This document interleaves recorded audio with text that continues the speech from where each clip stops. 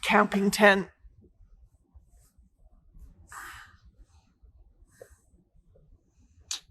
All the goodies that go with it. We're gonna have a little fun today. This could even be Weird Wednesday, but people are afraid of Cuddle, and so we're going to teach you how to use Cuddle today. You can make almost anything you want to make out of Cuddle as long as you know what the rules of it are. So, things that we might want to make this better and easier for us. If you own a brother or machine made by a brother, you would want to use your Move It foot. And if you have another machine like the Bernina, you'll want a walking foot. It makes all of this so much simpler. So keep that in mind. If you don't have that, you'll hate making this. So just for fun, I've got 2 pieces of Cuddle here. And you can see this is what we were talking about earlier with the nap. If I brush this way, it's rough. And if I brush down, it smooths it. When you see this fabric and you're brushing and it changes the color, that's what we're talking about as far as nap goes. And when at all possible, when you sew 2 pieces together, you want that nap to be going the same way. And so unlike a traditional quilt, you don't piece. Not typically with Cuddle, okay? So I'm just going to line up those 2 corners, and the crazy thing is they grab. The other thing that'll make life just a bit different for you is we don't use 1/4 inch seams either. It's a 1/2 inch seam. 2.5, that'd be the shortest I would ever do Cuddle stitching. You might like to be, other way, and 3. Look, I cut all my brains out.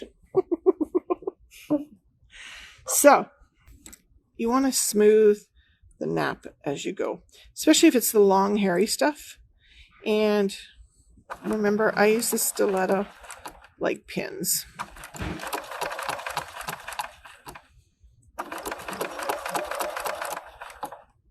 And the nice thing about all of this stuff is it's a knit.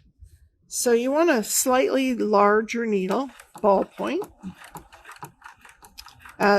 Cuddle recommends a 90-14 ballpoint.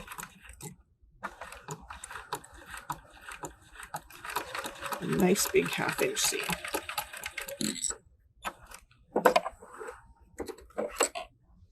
So then you'll see it's nice and smooth, and see the green. It's nice and flat, lighter color. Turn it the other way. Harder to brush and it gets darker. You want to keep them the same when at all possible. It's a lot easier to sew. 1/2 inch seams, and lots of times open when you're adding more pieces to it.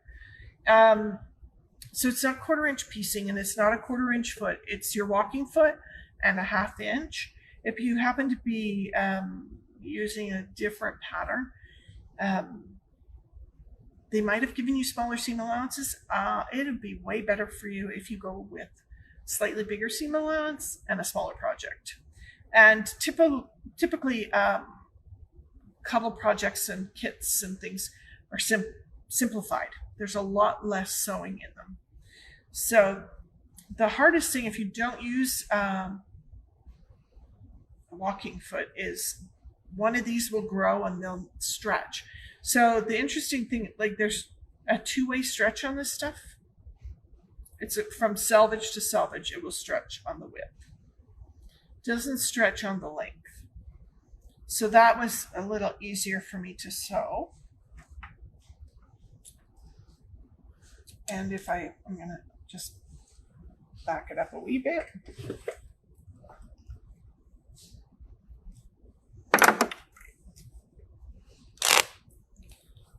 Not to be done at home.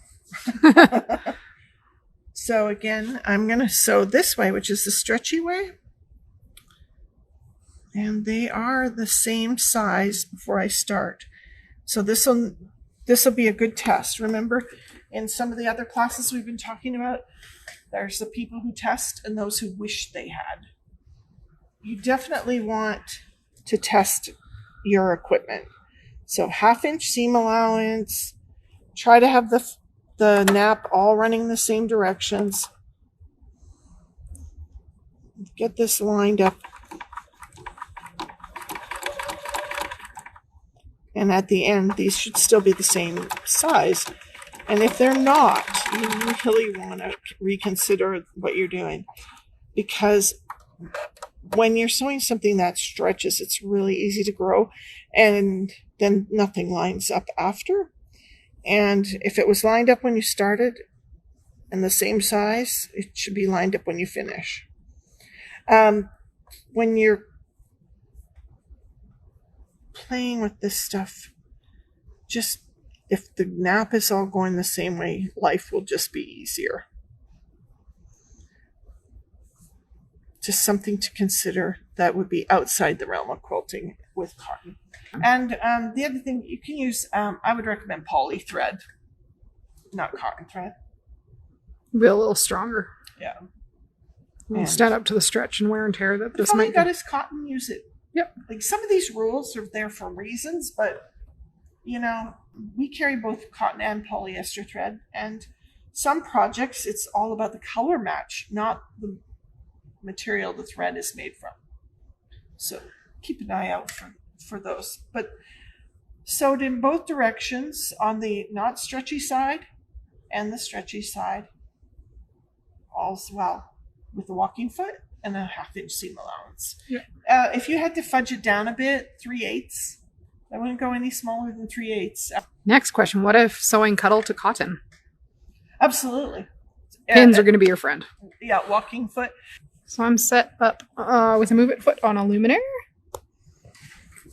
So move it foot, a little bit different than the traditional walking foot because it's got a belt drive. So that black thing there is a belt. And it's magic. Follow all of Anne's directions from a moment ago. Pretend like I was listening. If you remember them, Leah, repeat them. 1/2-inch seam allowance. Move it or walk it. Move it foot or walking foot. Nap going the same direction.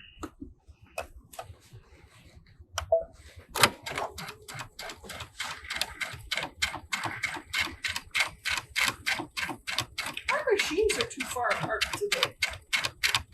Yeah, I was doing other things earlier.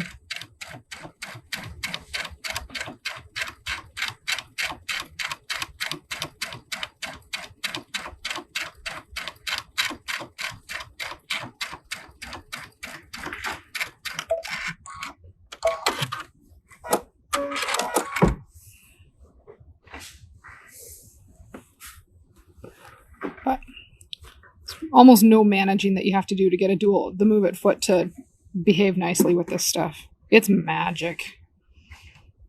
It's so nice. I love it. So if Cuddle's your thing and you've been fighting with it forever, we'll hook you up with a brother that can have a move it foot on it because it only happens when you get up into the higher series. It's a digital dual feed is what it's called. We're going to do baby quilts. I made Leah one and I made me one. So if this was your backing, and I picked cotton, but you can have Cuddle. You can have cotton, Cuddle, flannel, fireside, any of the stuff that we got out front. Absolutely. Double gauze.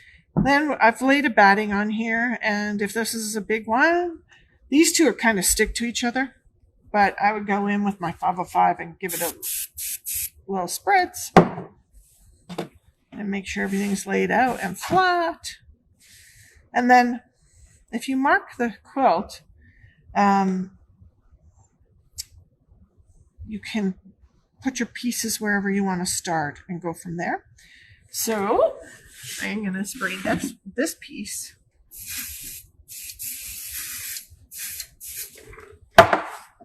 garbage so I don't get it all over the room. And then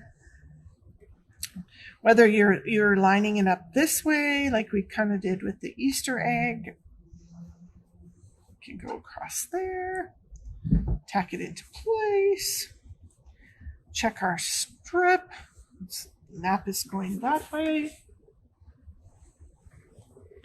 Then find out which way it's going here and go with the same.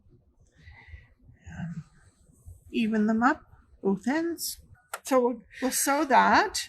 And once the seam is sewn, then we'll bring it down into place. I kind of know that this walking foot, the edge of the walking foot's almost a 1/2 inch, so I'm going to go with that. But remember, we showed you that these walking feet also have guides, but I'm just going to use the edge of the foot today. And don't manhandle it because you're liable to pull it, stretch it. So this, if you kind of want to just be gentle. And unfortunately, when people come across something that scares them, they're fierce with it, and then it goes terribly wrong. So you'd bring this down. You can use some more spray to bring it down. On a piece this size, it's probably not really needed, but on a quilt, on the big size. Yeah. Like those strips are over there are 3 inches, 4 inches, and like 34 inches. So you want to be a little more careful there.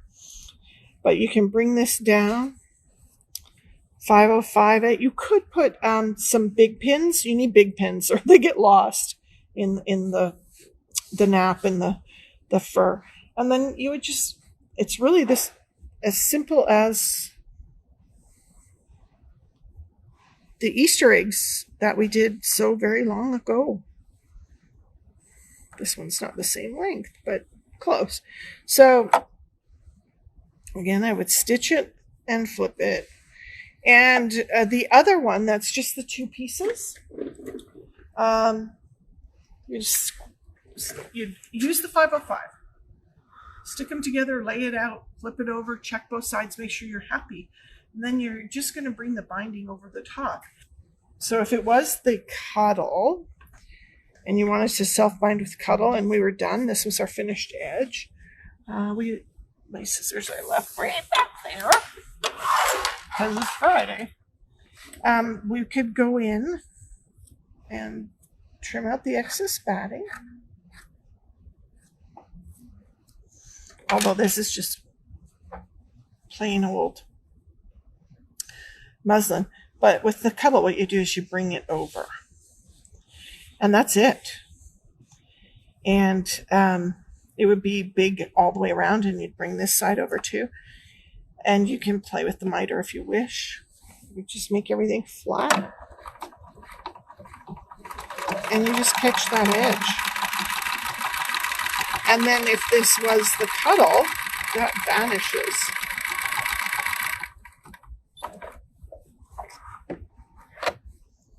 It's just a serpentine. And if this was Cuddle on the back, it would vanish. But that doesn't look bad on the, if we had matching color, it'd be no big deal. So I'm going to do it into the Cuddle here so we can see what that would look like.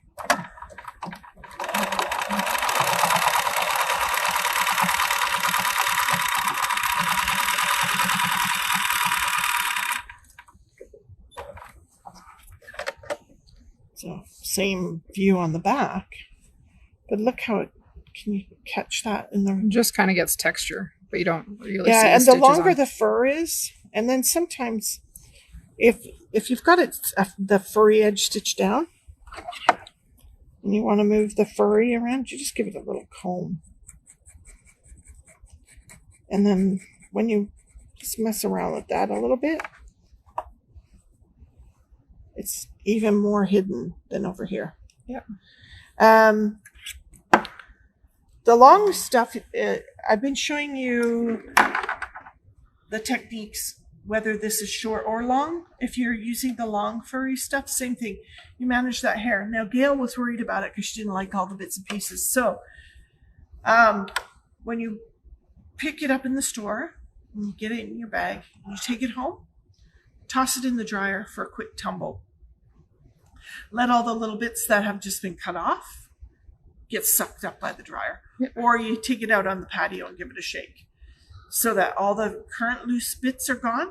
And then when you can cut this with the rotary cutter, and you can cut it with scissors, whichever's going to make it easier for you. But when you go, of course, the longer it is, you're going to create this nap. So what you really want close by is static release sheet, a used dryer sheet. You don't need a new dryer sheet. That helps it from sticking to everything. You can wipe it up with the used dryer sheet.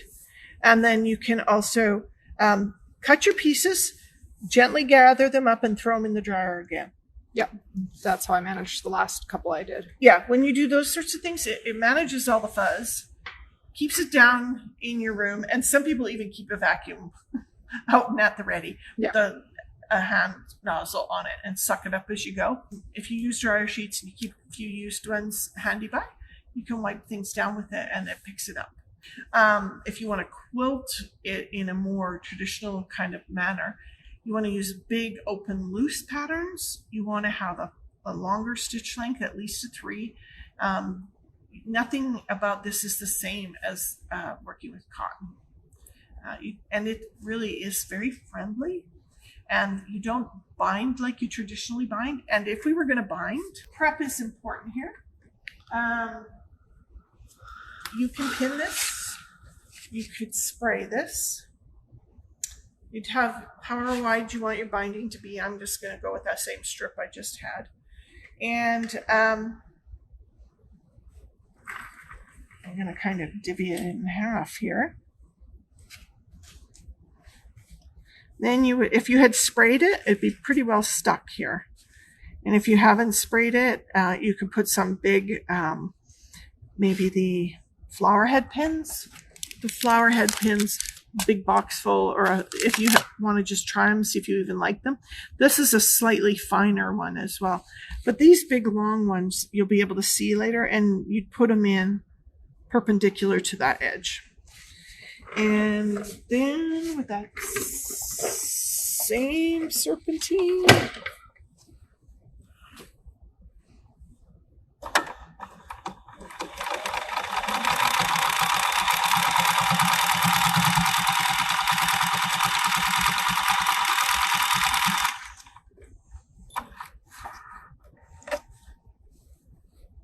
catching it in the back, catching it in the front. And if you say it pulled back and you missed, just put it back and I would go over it. There'd be no unpicking. But it's really hard to unpick in something furry, you guys. But like I said, a lot more forgiving. So we could just kind of double back in there. And I'm going to pretend maybe that the back didn't catch and I have to redo the whole thing for a couple inches here. So it's double sewn in here. And you can kind of see here, but I almost got it right on top of each other. But as long as it grabs some, it's not going anywhere. And of course, you might take a little more time than I did, the 3 seconds I did to prepare it. Right? Yeah, you would definitely split it, measure it. And interestingly enough, I can feel the edge with that it was as I was moving along. And I wouldn't pin the entire darn quilt. I might pin 10 inches, do the 10 inches, and then do next 10 inches. Because it is stretchy. Well, if you pin the whole darn thing, there's going to be blood. Too many pins. Pins are your friends, but can be misused, and it's something you could trust and rely on that's actually not helping you at all. How would you do corners? So, here, I'll do a corner. So we have one here that might be a little easier for you to see. So this is the one of the backing, where you bring the back around the front. So they actually, in this one, sewed a seam. Then wrapped it on the front, and then just did that serpentine to hold it down. It's actually, they use more of a hem stitch. Their machine might not have had a serpentine. But you can see it's kind of not straight. So that's one version where they sewed that when they brought it around. Leah's kind of got it marked. Are you using the laser? Of course. Smarty pants. She's pretty smart. So she drew a 45 I promptly on moved everything. on the binding strip there. And then it's using the laser light to follow. I didn't draw it. I'm winging it. So you can use edge-guided feet. If there's a center mark on your foot, you can follow that. Or if you got one with a laser, now's the time to start learning how to use it.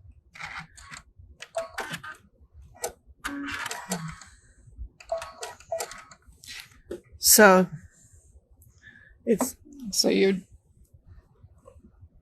trim that out. Yeah, so you would have brought those pieces around the front. You'd have sewed the angle from the corner of the quilt to the front. And then that's it. This would be wrapped around from the back. So, and you could do the one, if you're doing the strips, you can do strip straight down and strip straight across because it doesn't ravel. It doesn't fray. You can just leave those raw edges. So that's the corner you'd bring out front. This one. Oh. So the corner, Gotcha. You'd go sew that backing into that angle. And then when you brought it around to the front. That makes more sense. Yeah, right? I'm here for you. So assuming that was that big back. So you sew that angle into the corner. And so if the back was sticking out, right, you want to bring it in. So your backing would be, before you sewed it, would be sticking out on both sides. You can kind of bend that way. So it'd be sticking out like this all the way around. Then you would mark a 45-degree from the corner of the quilt out to the edge of the back. And then it would be cupped like a pocket right now, but it would come around. So, and then again, just crazy serpentine stitch so as not to hurt yourself.